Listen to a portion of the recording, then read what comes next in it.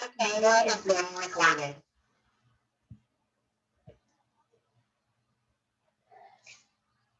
namaste. Let's start our Wednesday class, Narad Bhakti Sutra. Om Guru Brahma, Guru Vishnu, Guru Devo Maheshwaraha, Guru Sakshat Parbrahma, Tasmai Shri Guruve Namah. Om Bhuvah Swaha, Tatsavitra Varenayam, Bhargo Devasya Dhimahi, Diyo Yo Nah Prachodayat, Asto Ma Satgamya, Tamso Ma Jyotirgamya, Mrityur Ma Amritam Gamya. Om Sahna Bhavatu, Sahna Bhunaktu, Sahviryam Karvavahi, Tejasvi Navadhitamastu. Ma Vidvishavai. Om Shanti, Shanti, Shanti Om. So we've been talking about the Parabhakti, the Bhakti which is the love for God, which is supreme. And we ended our class with verse number 55, where Narad is saying that having reached that supreme love, that kind of a Bhakti, the devotee sees that alone. So that means he sees love alone, God alone. Hears that alone, speaks of that alone, and thinks or contemplates upon that alone. Okay? And the Sanskrit word for alone over here is eva. Tat prapye tat eva avalokyati tat eva shrinoti tat eva bhashyati tat eva chintyati. Nothing else in his mind or in his sight or in his heart other than his beloved. This is the condition of that devotee. We all wish to reach this highest state. But we must practice the sadhana bhakti first, the lower devotion first. So by practicing the lower bhakti, you reach to this state spontaneously. You cannot practice for this supreme devotion. Practice is always for the lower bhakti. That's why it's called a sadhana bhakti. Okay? So we should keep this goal in mind. But at the same time, we got to do our own sadhana. If you're just waiting for our Guru and the God to bless us to reach, take us there, it's not going to happen. We have to do our part. We have to do the sadhana. When we do the sadhana, we do get the blessing from God and the Guru. But if we don't do the sadhana and we just wish for it, it's not going to happen. Okay. So next couple of verses, Narad is telling us more about this sadhana bhakti now. You can call it a sadhana bhakti or a lower bhakti or a secondary bhakti. The Sanskrit name for that is Ghoni. Ghoni. So he says Ghoni, Tridha, Gun Bhedat, Art Adi Bhedat. So Ghoni, the lower, the secondary. Tridha, threefold. Gun Bhedat, according to the difference in the mental disposition. Gun. Art Adi Bhedat, according to the type of discontentment.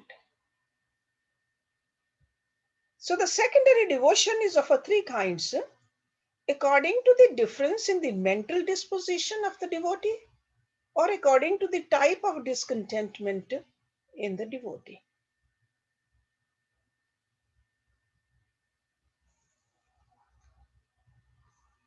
Because once we have reached the supreme level, the state of highest devotion, there is no I standing apart from the Lord to practice devotion.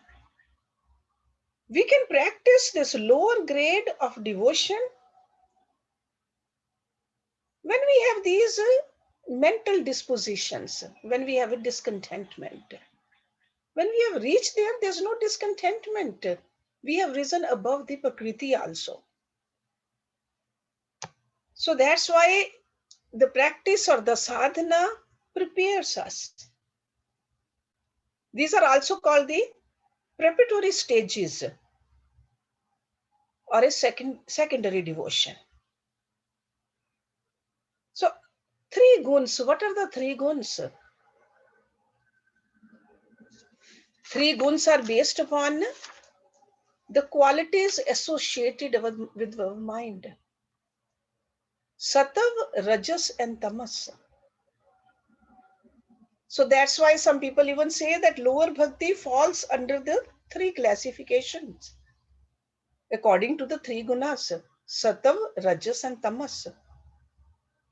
And according to their relative predominance, the inner personality of the devotee. So the guns contribute to the qualities or the nature of our vasana, which is inherent in us. Vasanas, the inner disposition, okay, the vasanas, the sanskars or the impressions. As long as vasanas are in us, we must act. Vasanas make us act. A sattvic vasanas will make us act sattvically, will make us speak sattvically. So if the vasanas are there, we must hear, we must read, we must speak, think and feel based upon the vasanas. But ultimately a condition comes when all perceptions, speech, feelings, thinking stop. Because vasanas have exhausted, they have ended. And that's what the highest devotion is, which he has been talking about in the last few verses. So completely or complete exhaustion of the vasanas. Only then we can attain the vision of the one reality everywhere. And that's when our contact with our body, with our mind, with our intellect ends. It is there, but we don't identify ourselves with the body. Even though we have a body, we don't identify with it. So this is the stage when the individuality, the ego entity in us just rediscovers. It's not a new discovery, it just rediscovers the reality, the truth. But those who still have the vasanas, they will have to approach their beloved only through those vasanas. Because these gunas are the limitations upon us. So these gunas determine both the attitude and the approach of the devotee. So that's why Narada is saying the secondary devotion, Ghoni Bhakti, will lead ultimately to the Mukhya Bhakti, the primary devotion. Okay, based upon the vasanas, disposition of the individual, and the motives which direct him in his approach to the Lord. Tamsik Bhakti. Tamsik Bhagat can never rise high. But a Tamsik Bhagat, striving hard through his devotion, will get slowly transformed into the Rajasic type. Okay, so even a Tamsik person is transforming. That's why Lord Krishna said, all four kinds are very dear to me. At least a person is trying. And the Rajasic individual, through his more intensive devotion, will definitely rise higher. And as a result of the strong bhakti, he will eventually come to the Sattvic stage. And the Sattvic seeker can go to the highest.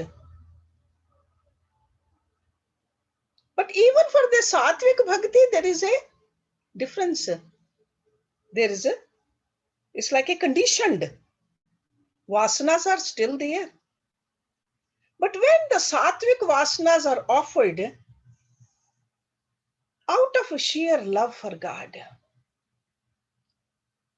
the seeker and the sought meet in the highest devotion. That's why the unconditional love represents the total identification with the higher. Unconditional. The essential heart of love is itself renunciation, which a true devotee, out of immensity of his love, rejoices in surrendering. Atam Samarpan. That's what this kind of a devotee does at the feet of his beloved. It just happens spontaneously. It happens because of the love. So that's why Naraji repeatedly asserts that to attain this highest devotion, this Bhakti, all the three types of vasanas must be transcended. From the Tamsikta, rise to the Rajsikta, from the Rajsikta to the Sattvikta, from the Sattvikta, no vasanas, only my lover. Three kinds of devotions are indicated by the terms used in this sutra: Arth, Jigyasu, and Artha Arthi. I'm sure all of you have studied Bhagavad Gita, chapter 7, verse number 18. Lord Krishna says, Chaturvidha bhajante mam jana sukritano Arjuna. Sukrit, good deed. They are doing a good deed. Arth Jigyasu, Artha Arthi, Gyani ja Bharat Rishabha. So over here, Naraji has mentioned the first three, Arth, Jigyasu, and Artha Arthi. Arth is a person in whom there is a discontentment with all that material life can give him. Arth Bhagat demands an immediate, sure remedy. Arth means Dukhi. God, I cannot see you. You are everywhere. How come I don't see you? That is the Arth Pukar. That's where the term Arti has come. So discontentment with all that material life can give. But Jigyasu is one who feels the presence of an ultimate reality, but intellectually he is discontented. He cannot understand the great truth. So Jigyasu feels the presence of an ultimate reality. Jigyasu. But intellectually he is discontented. He doesn't understand it. He says it doesn't make sense to me. Intellectually, I cannot comprehend it because he wants to comprehend intellectually. He thinks with the help of this intellect of mine, this buddhi of mine, I can understand God. Infinite cannot be understood with the finite.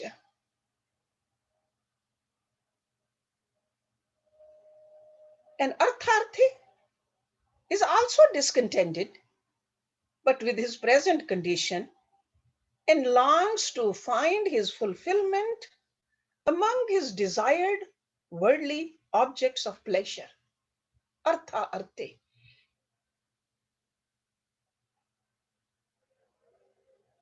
So Artha Arthi Bhagat says, God, give me a better job. Give me children, give me grandchildren, give me house. Give me more opulence. Artha Arthi. So the sense of incompleteness is felt with these devotees, all three of them.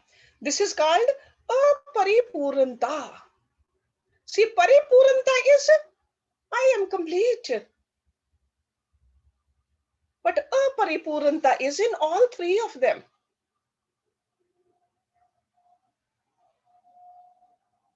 When we feel the oneness with God, because God is paripurna, complete, that's where the desirelessness comes.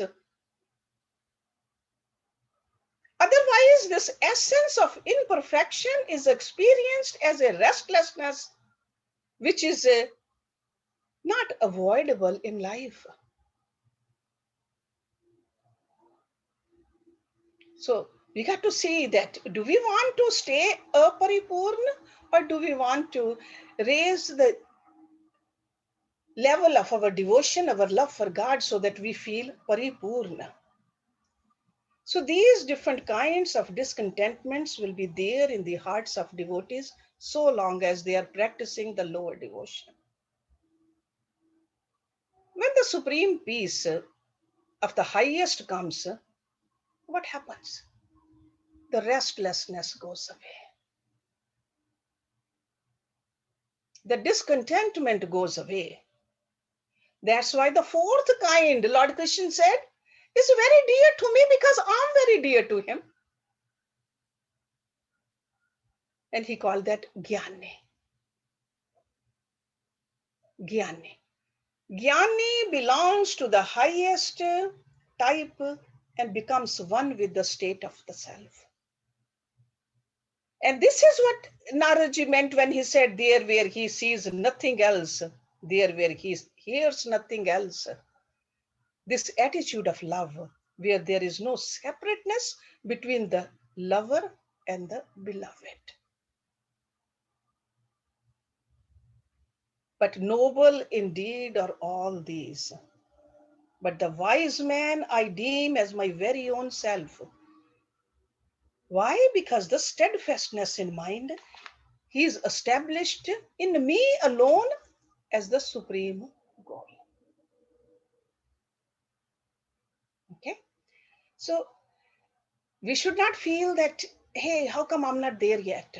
Sure, we should know that, but we got to keep on doing our sadhana, keep on doing our bhakti, keep on doing what we need to do to reach up there. But the difference we should know. If you want to be just artha arthi all the time and think that we should become a supreme lover of God,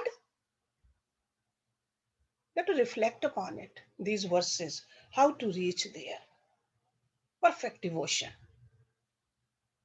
Perfect devotion. Okay? Through the help of the sadhana. Let's look at the next one. But just remember, in order to do the sadhana, he has been telling us singing the names of God, attaching our minds to God,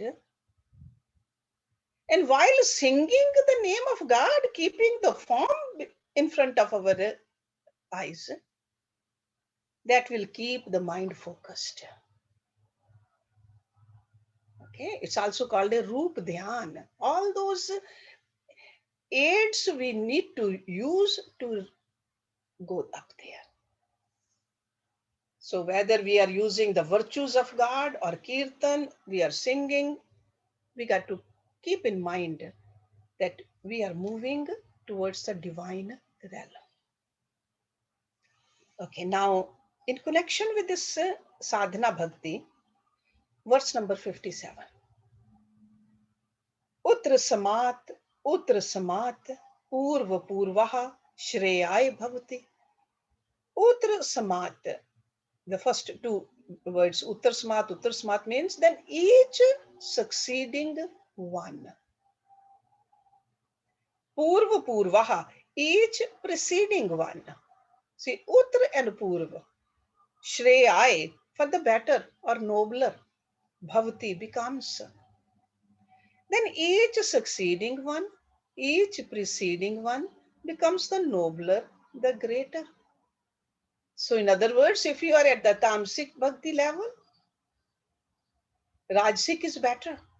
From the Rajasic, Satvik is better. So, this is what he means. So, he's telling us that of these three kinds of devotion, each preceding one serves for the greater glory than the succeeding one. So, Arth is a discontentment with the longing for his personality. He wants liberation. He is dispirited with everything, disinterested in everything. He doesn't find any kind of a satisfaction any longer in the world. I'm sure sometimes you feel that. It may not be a feeling all the time, but here and there you feel that, yeah, this world, it doesn't satisfy me anymore. And that is a good thing. When the worldly pleasures, these superficial joys don't satisfy you anymore,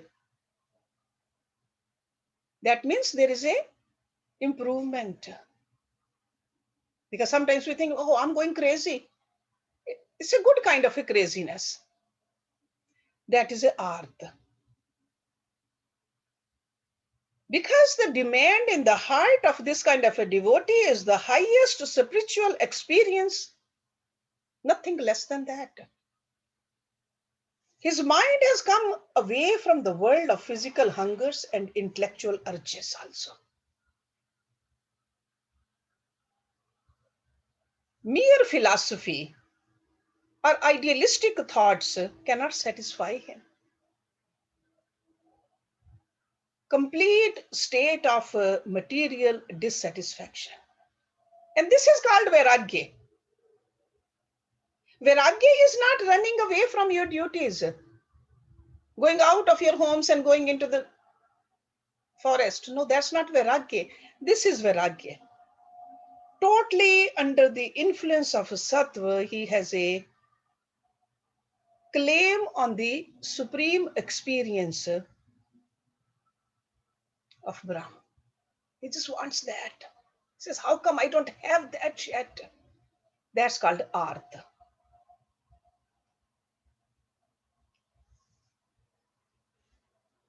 And next type, Jigyasu, the Rajasic in nature, he still wants to venture forth daring investigations. Like intellectually, he wants to stay very alert, very vigilant, have a deep spiritual restlessness, craving to understand the scriptures, craving to even understand the higher reality. So Jigyasu studies, inquires, discusses, and mainly it's out of curiosity to gain some confirmation of his vague knowledge of the self, which he has seen in the books. And the least evolved artha arthi, prompted by the tamasic qualities, he is begging to Lord the limited joys of sensuality. He will call this a devotion when he goes to God and begs. He calls it a devotion, but that's a tamasic kind of a devotion. Now we need to remember the three types of or definitions of bhakti given to us earlier. And they were all from the standpoint of artha arthi, actually. Because Naradji said supreme devotion cannot be defined. You cannot even talk about it. So all the definitions he gave us earlier, they were from the this standpoint, sadhana standpoint. If you remember, one of the definition in verse number 16 was, according to Rishi, son of Rishi Prashar, Vyasji, puja adishu anuragaha iti prasharya. Puja adi.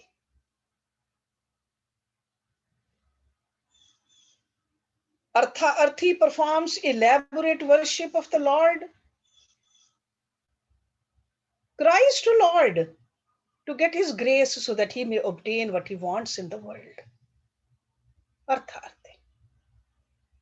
Then verse number 17, Naradji said, the Rishi Garg says, Katha adishu anuragaha iti gargaha.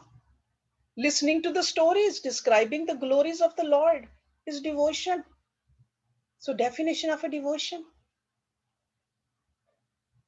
Hearing about him, intellectually trying to understand something of the nature and the glory of the Lord.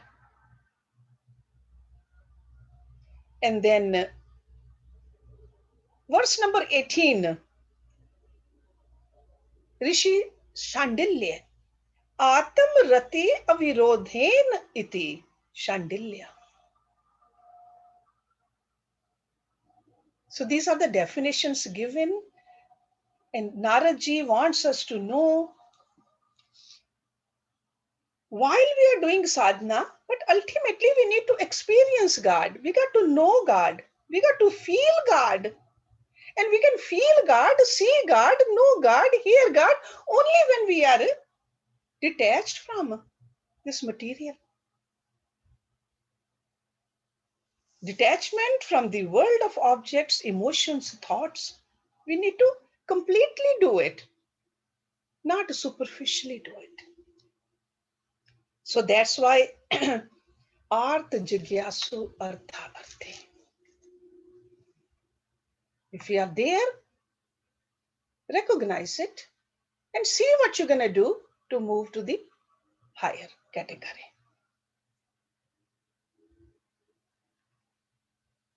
Okay, which that devotion which cannot be even talked about.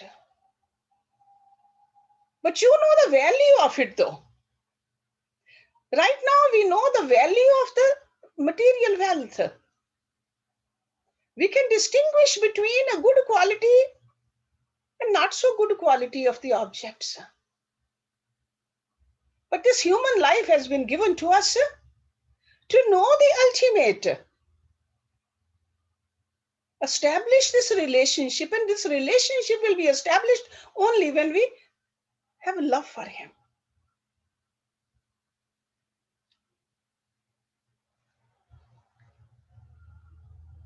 There was a Sanatana Goswami, the saint of this supreme love for God. It says that he had a paras. And you know that paras is a stone which can convert iron into gold. He had that. King found out about it. And king wanted that stone. Somebody said that if you go to him and ask for it, he'll give it to you. So king said, okay, all right, instead of sending somebody else, I'll go there myself. He goes into the ashram of that saint and he said, I heard that you have that stone, paras. Can I have it? As a king, it belongs to me. Sanatan Goswamiji said, it's sitting in that garbage can. Go pick it up. King went there, took it, went back to, and very happy. He thought to himself that now I can have as much gold as I want. I can be the richest king. But then thought came to his mind that this sant had this paras in the garbage can. He must have something bigger than this. I think I should have that. He went back and asked the saint that I'm curious. You must have something more precious than the paras. Can you tell me where it is? I want to do that. I want to have that. Sant Goswami said, sure I do. But first you have to throw this away. King said, sure, I'll throw it away if I can have something bigger than that, more precious than that. And he did that and he came back. Sant said, the name of God is more precious than any paras. But in order to have that, you have to throw away everything.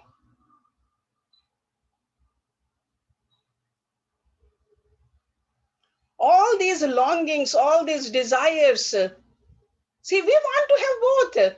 Sure, we want to have a relationship with God, but we want this worldly opulence also. So this story tells us the name of God, the relationship with God, surrender to God is the biggest treasure. Biggest treasure. Okay. Kabir ji said, Kabira sab jag nirdhana, dhanvanta nahi koi, dhanvanta soi janiye, jahi prem dhan hoy. This prem is love. Everything else is inferior. The whole world is poor. Nobody is rich, but only that person is rich who has love for God. That is the treasure we want. So when that becomes so dear to us, then supreme bhakti, supreme love is not far. Then we'll hear him all the time, we'll see him all the time. We'll be touching him and we'll see that he is touching us. That kind of a love. Now let's do verse number 58. Anye samat sulabhyam bhakto. Anya samat. Then the other, that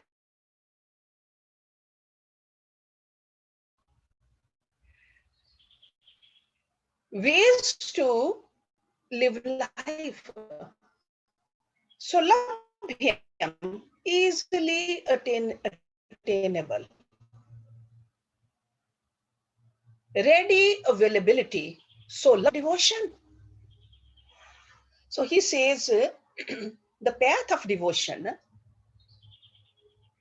is readily available than other paths. Readily attainable than other paths. What are the other paths? There's a Gyan Yoga, there's a Karam Yoga, there's a Hatha Yoga, there's a Raj Yoga. Those are the paths. So he says this bhakti is easily attainable. So Narada is pointing out not the distinct type over here for us, but he is just taking our mind towards the bhakti.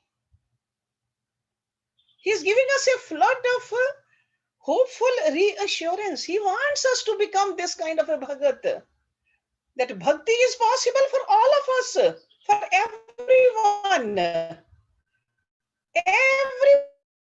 Everybody is qualified to reach the highest. That's what he's telling us. Because somebody might think that I am tamasic. According to the Narada's description. Or my progress is so slow.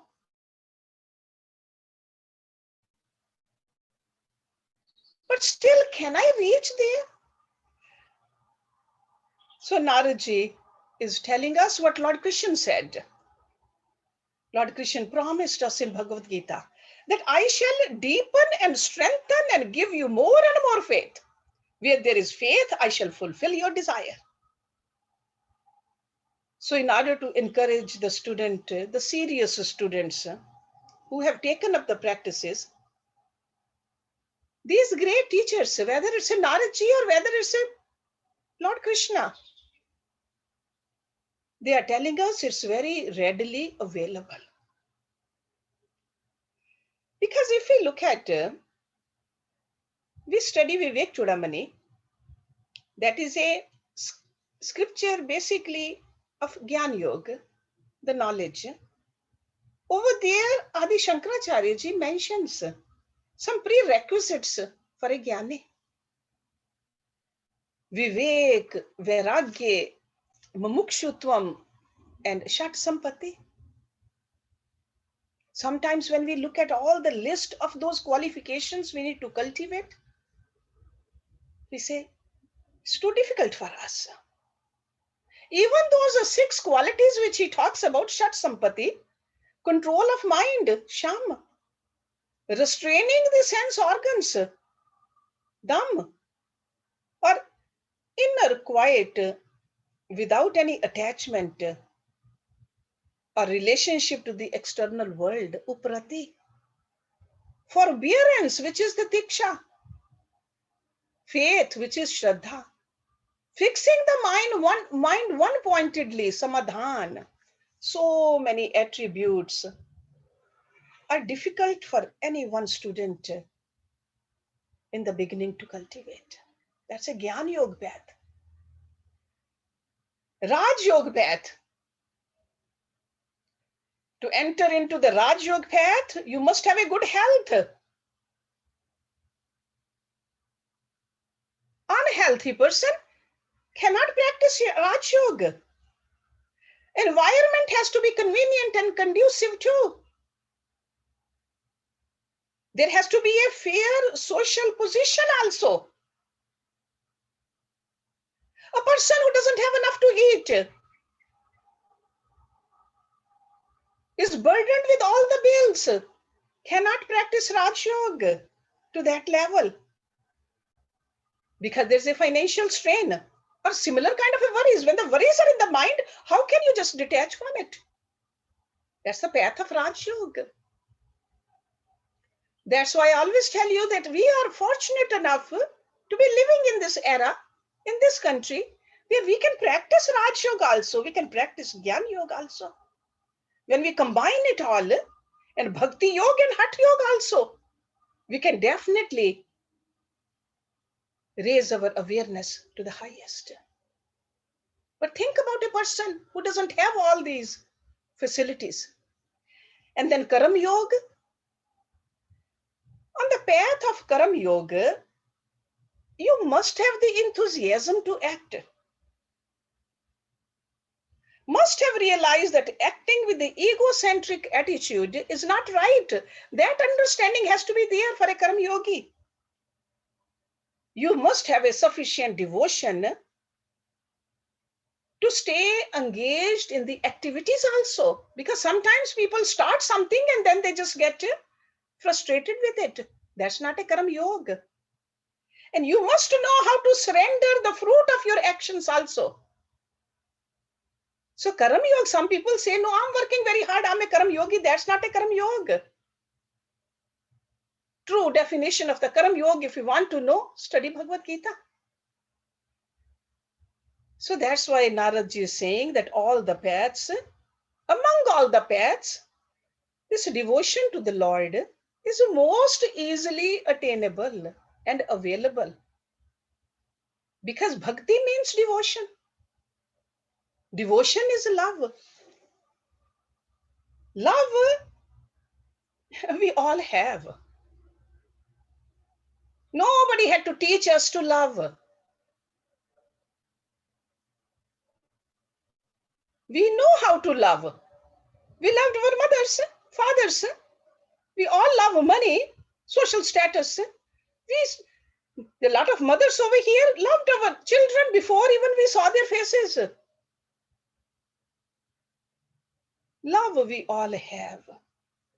This capital of love is always with us.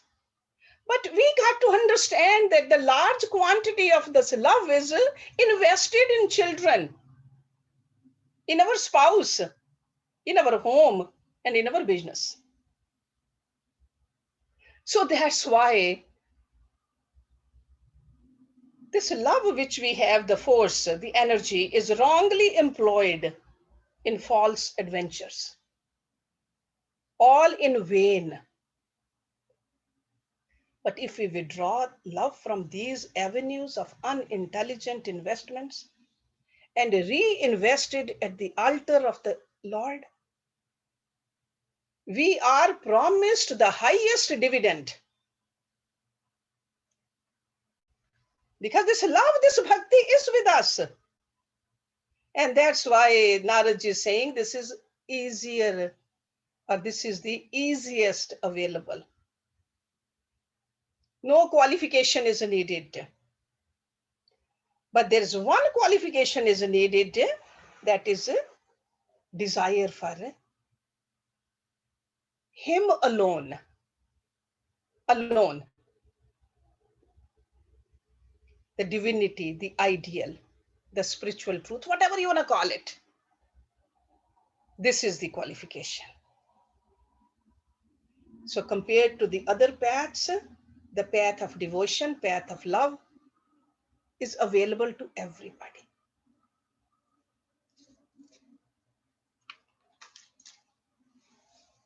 Attach the mind to God, it gets detached from the world. Because sometimes we think that we need to detach it and then attach. Easier way is attach to Him first. You will see that it's everything so beautiful, nothing lacking. Everything is in the air. Then it gets detached from the lower. But if you think that we need to detach from here and then attach, then we don't want to detach. This detachment word is very difficult for us. Attach first. That is a bhakti path. In bhakti path, this kind of a bhakti, we don't have to go through the tortures of this body. Because often we hear about Panchagni sadhana or standing on one foot for months and years. No, we don't have to do that. This has to do with the heart, the desires. Okay, so so in the path of divine love, we surrender to Him. See, surrender is needed though. Surrender, and He keeps on bestowing His grace, and with His grace, mind naturally gets conquered. Because mind is the one which is running towards the world. This mind gets conquered. We got to just keep on increasing the heat of love for God. So now in the next part over here, starting from this 58 actually, 58 to 60, he is telling us how easy this path of bhakti is. So he is encouraging us, he is telling us what the bhakti is, then he is giving us a difference between a lower bhakti and an upper bhakti in detail. And then at the same time, he's encouraging us that, hey, it's easy to do. It's not difficult. Don't think that it's very difficult.